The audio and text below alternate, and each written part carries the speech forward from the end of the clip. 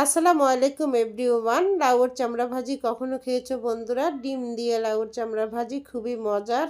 লাউয়ের চামড়াটা ইচ্ছে করলে বয়েল করে ব্লেন্ড করতে পারো, ইচ্ছে করলে কাঁচাও ব্লেন্ড করতে পারো, কোনো সমস্যা নেই।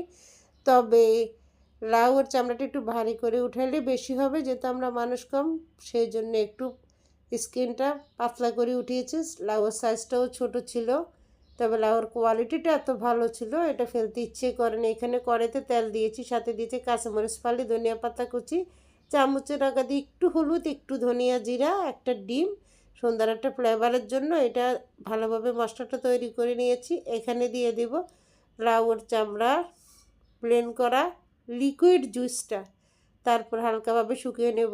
এই ভিডিওটা বন্ধুরা শেয়ার করে দিবে, লাইক কমেন্টস করবে। তোমাদের একটা শেয়ারে এখানে 50,000 মানুষের কাছে পৌঁছালে আমি 20% বোনাস পাবো। নিশ্চয়ই আমার বন্ধুরা চাইবে আমি এই বোনাসটা যেন জিতে নিতে পারি। এখানে তোমাদের ইচ্ছাটাই যথেষ্ট। সবাই ভালো থেকো, ভালোবাসো, অবিরাম।